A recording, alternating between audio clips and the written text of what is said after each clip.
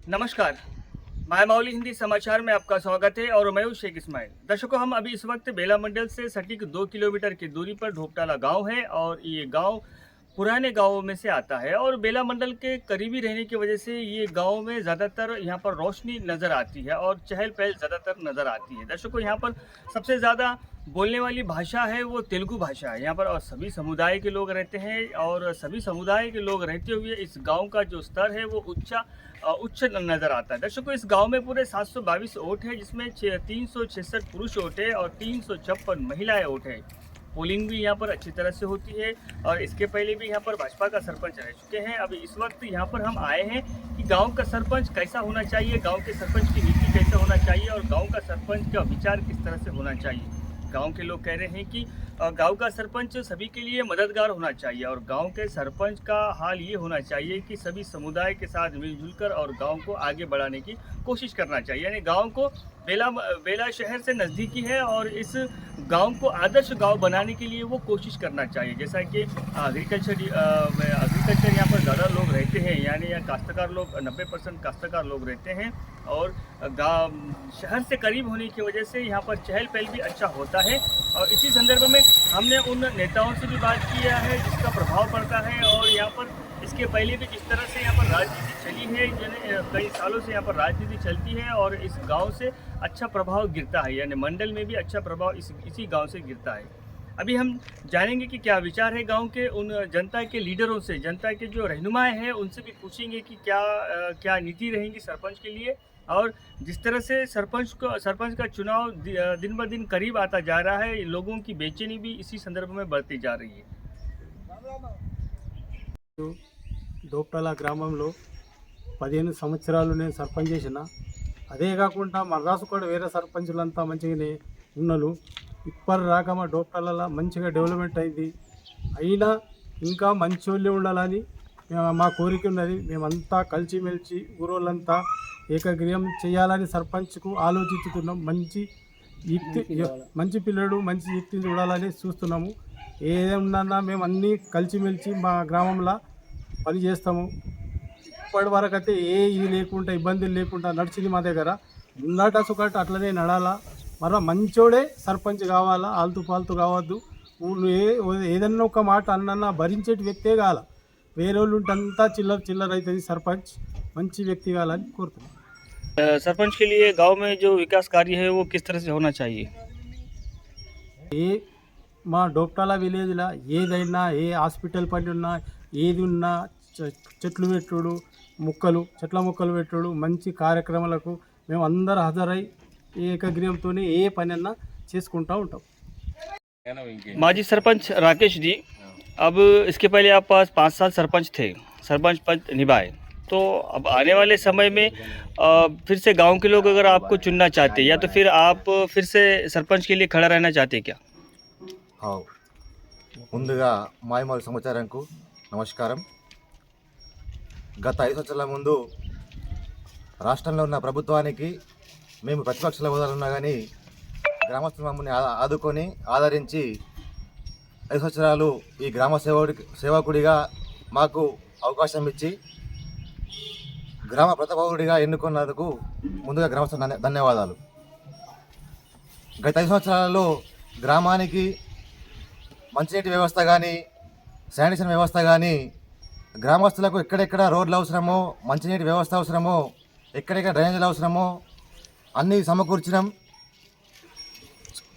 స్థానిక ఎమ్మెల్యే గారి చొరవతో, స్థానిక ఎంపీ గారి చొరవతో గ్రామానికి ఏమేమి అవసరం ఉన్నాయో వాటిని అభివృద్ధి పథంలో తీసుకెళ్తూ గ్రామానికి సమకూర్చడం. అదేవిధంగా వృద్ధులకు ప్రతి నెలగా హెల్త్ క్యాంపులు పెట్టి వారి ఆరోగ్యంగా ఉన్నారా లేరా అని హెల్త్ క్యాంపులు పెట్టి వారి ఆరోగ్యాన్ని కాపాడుకుంటూ వచ్చాం. అలాగే మరి ఈ నెక్స్ట్ సంవత్సరం కూడా ఆల్మోస్ట్ అయితే ఈ సంవత్సరం ప్రతి సంవత్సరం కూడా మంచి కార్యక్రమాలు చేసుకుంటూ ముందుకెళ్తూ ఈ గత 5 సంవత్సరాలు మాకు గడిచిపోయింది. ప్రస్తుతం సర్పంచ్ హోదా నుంచి మాజీ సర్పంచ్గా ఇక్కడి వరకు వచ్చినాం. आने वाले समय में आप क्या करना चाहेंगे? ఇప్పుడు కూడా ఈ గత ముందు 5 సంవత్సరాలు ప్రజలు ఆదుకొని ఆదరించి నెక్స్ట్ సంవత్సరం కూడా నెక్స్ట్ వ్యవస్థలో కూడా సర్పంచ్గా ఎన్నుకుంటే ప్రజల కష్ట సుఖాలతోని వాళ్ళకి ఏమేమి అవసరమో ప్రతి ఇంటికి కూడా వెళ్ళి ప్రతి గల్లీకి వెళ్ళి వాళ్ళకి ఏం అవసరం ఉన్నది, మీకు ఇల్లు అవసరమా, మీకు రోడ్ అవసరమా, మీకు మంచినీటి అవసరమా, మీకు కరెంట్ అవసరమా, మీకు పెన్షన్ అవసరమా, మీకు గృహం అవసరమా అని ప్రతి వ్యవస్థ ప్రతి ఇంటికి వెళ్ళి వారి సమాచారం తీసుకొని ప్రతి ఒక్కరికి కూడా వారి కష్ట సుఖాల్లో పాల్గొని వాళ్ళకి ఏం అవసరం ఉన్నదో వారికి మా స్థానిక ఎమ్మెల్యే కానీ స్థానిక ఎంపీ కానీ వారి సహకారంతో నిధులు తెచ్చి వారికి సమకూరుస్తామని ఈ గ్రామస్తులను హామీ ఇస్తున్నా। राकेश जी, अभी इस वक्त तो एमएलए भाजपा का है और एमपी भी भाजपा का है और ऊपर जो सरकार है, जो राज्य की सरकार चलाने वाली है, वो कांग्रेस सरकार है। तो गांव के लिए आने वाले समय में आप किस तरह से फंड लाएंगे? ఇప్పటికి కూడా ఒక హోదాలో ఉన్నప్పుడు ఒక ఎమ్మెల్యే కానీ ఒక ఎంపీ కానీ ఒక సర్పంచ్ కానీ జడ్పీసీ కానీ ఎప్పటి వరకు అంటే ఎలక్షన్స్ వరకే పార్టీలు ఉంటాయి। తర్వాత ఒక స్థానిక ఎమ్మెల్యే కానీ ఎంపీ కానీ ఒక సర్పంచ్ కానీ జడ్పీసీ కానీ గ్రామ అభివృద్ధి కొరకు ఒక నియోజకవర్గ అభివృద్ధి కొరకు స్థానిక ప్రభుత్వాలతో అనుసంధానమై ఫండ్స్ తీసుకొస్తారని నమ్ముతున్నాం। అలాగే మా స్థానిక ఎమ్మెల్యే కూడా ఈ ఉన్న ప్రభుత్వంతో మమేకమై ఈ స్థానిక నియోజకవర్గం కొరకు అభివృద్ధి పనుల కొరకు నిధులు తెస్తారని నమ్ముతున్నాం। అలాగే వారు తెచ్చే నిధులతోని మా గ్రామానికి కూడా మంచిగా నిధులు ఇచ్చి గృహ నిర్మాణం కొరకు నిధులు తెచ్చి మా గ్రామాన్ని ఆదరిస్తారని మేము కోరుకుంటున్నాం। अनिल ठाकरे जी, इसके पहले आप सरपंच उम्मीदवार के लिए खड़े थे और अभी भी आने वाला जो चुनाव है वो सरपंच चुनाव है। गांव में तो सभी तरह से काम ऐसा होते हुए नज़र आए, क्योंकि 70% तो काम हो चुके हैं, रोड नाली पानी ये सब तो ठीक है। लेकिन अगर आप अनिल ठाकरे अगर फिर से सरपंच उम्मीदवार के लिए खड़ा होंगे या तो फिर जीत भी जाएंगे, तो गाँव वासियों के लिए आगे क्या करेंगे आप, एक नया क्या करेंगे? इससे पहले खड़ेरा सरपंच 12 वोट से हार गया था, फिर भी आया तो सरपंच जो बीजेपी का था, टीआरएस का मैं खड़े रहा था। उन्होंने भी काम जो किया सो करा, ये सेंट्रल गवर्नमेंट से काम है सो करे।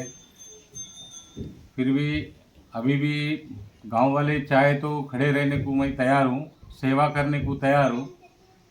अब लोगों की ख्वाहिश क्या है सो अपन पूरी करे तो लोगों में जे चैतन्य आने की आ जाती है।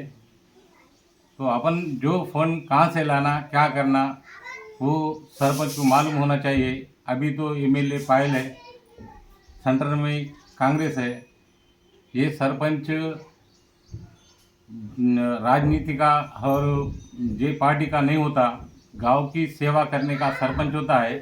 इसको फीलिंग न रखते हुए गांव की समस्या मिटाने वाला सरपंच होना चाहिए। ऐसे ही काम करे तो गांव का डेवलपमेंट होता ना। गांव में अच्छा कौन सा बुरा है वो सोच के उसको सही निकाल देना चाहिए।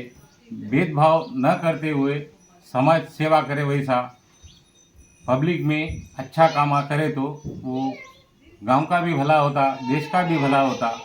इसलिए मैं सबका आशीर्वाद रहे तो मैं खड़े रहने को तैयार हूँ, सबका सेवा करने को मैं तैयार हूँ। अनिल ठाकरे क्या करना चाहता है, नया क्या करना चाहता है अनिल ठाकरे? जो लड़कियाँ पढ़ के है, सब जने 99% तो काश्तकार के थे, फिर भी एजुकेशन बच्चे हैं, उनको भी जो करना है मन में मैं आगे करूँगा। इसलिए मैं वादा करता नहीं, इसलिए आपको मैं सब जने को बोल दूँ, जो होने का काम मैं मेरे दिल में से करूँगा और अच्छा करूँगा, ये मेरी ख्वाहिश है। वैद किशन जी, आपके ज़माने से लेकर तो हम देखते आ रहे हैं कि आपके जवानी से लेकर तो आप बुजुर्ग होते आ रहे हैं, तो गांव की राजनीति सटीक चल रही है और इस राजनीति में कई सारे आपने सरपंच भी देखे और कई सारे सरपंच भी बनाए। तो अभी मायमावली का सवाल ये है कि आने वाला चुनाव जो है वो ग्राम पंचायत चुनाव है, तो इस संदर्भ में वैद किशन जी क्या कहेंगे कि किस तरह से सरपंच होना चाहिए, गांव को किस तरह से आगे ले जाने वाला सरपंच होना चाहिए, या तो फिर वैद किशन का क्या कहना है कि गांव के लिए और कुछ नई तरक्की करने के लिए कुछ ऐसा डिमांड है क्या? आज अपने ग्राम पंचायत इलेक्शन होने वाले हैं और ये धूपटाले गांव में आज अपना नेता कैसा होना चाहिए गांव के वास्ते।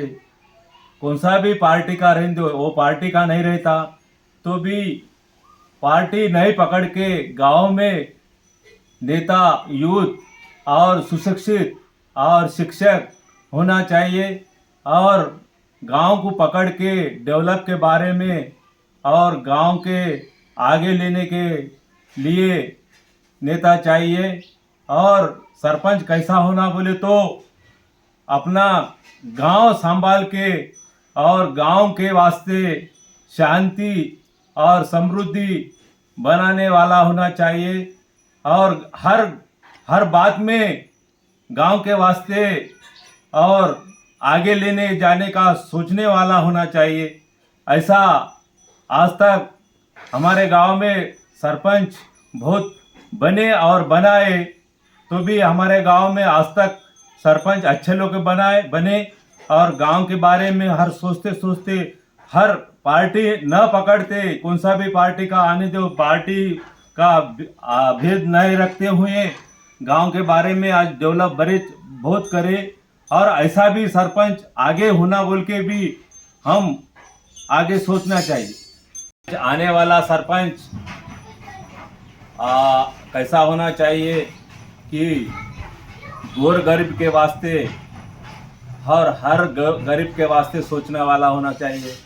कारण आज खेड़े गांव बोले तो पूरे काश्तकार लोग और खेती पे अवलंबित रहते हैं तो भी हर खेत में जाने के वास्ते गांव का तो डेवलप होते रहता है तो भी हर खेती के वास्ते अपने पानात बोल के पानात से रोड बनाना और आगे चल के कौन सा भी पार्टी का ऊपर रहने दो, मुख्यमंत्री होने दो, पंतप्रधान होने दो, तो उनके पास से फंड ला के हर पानात के वास्ते और गांव जोड़ने के वास्ते हर यहाँ से दूसरा गांव जोड़ने के वास्ते रोड जोड़ने वाला सरपंच होना चाहिए। वैसा ही हर पानी के वास्ते और चेक डैम होने दो और कौन सा भी डैम होने दो, हर सरपंच धड़पड़ करके अपने आगे पार्टी से यानी सरकार से झगड़ के लाने वाला होना चाहिए। ऐसा हुआ तो हर गरीब के वास्ते और मजदूरदार के वास्ते काम के वास्ते ऐसा एरिगेशन गांव में बढ़ाए तो मजदूर को बहुत सहूलत मिलती है और मजूरी मिलके गांव डेव्हलप होता। ऐसा सरपंच चाहिए। आई सरपंच कसा पाहिजे तुम्हाला गावामध्ये?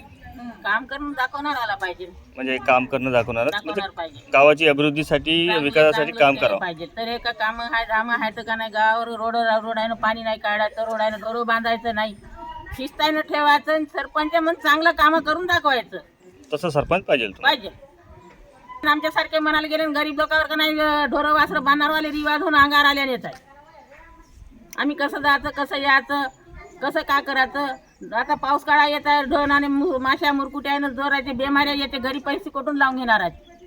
काय कामं करत आहेत सरपंच नाही. असे करणारवाले असं तर उभे होऊ दे.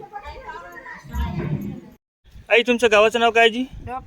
ढोपटाला गाव आहे. आता आई येणारा जे चुनाव आहे, इलेक्शन आहे, ते सरपंचाचं चुनाव आहे. तर समोर सरपंच निवडणुकाचं चुनाव येत आहे, तर सरपंच गावामध्ये कसा पाहिजे हे विचारतो. पाहिजे, चांगलं म्हणलं तर आई सांभाळून नेणेवाला पाहिजे, काम करणेवाला पाहिजे, गावामध्ये काम करणारा पाहिजे. काम करणेवाला पाहिजे. तुमच्या गावामध्ये तर 70% कामं झालेलं आहे. पाणी येत आहे तुम्हाला घरोघरी, पाणी येत आहे, रोड आहे बांधून, रोड इकडे आहे पण आता वावरानं झाले रोड नाहीये. म्हणजे वावरा झाले रोड नाही, म्हणजे तसं कामं करणारा सरपंच तुम्हाला पाहिजे. आणखीन सरपंचासाठी आणखीन काय अपेक्षा आहे तुमची? मी म्हणते बसवावं, बोलवावं, का काम झालं का नाही ते सांगावं. आम्हाला नाही सांगलं तरी बरोबरच्या माणसाला सांगावं. आम्हाला तर एवढं समजतं.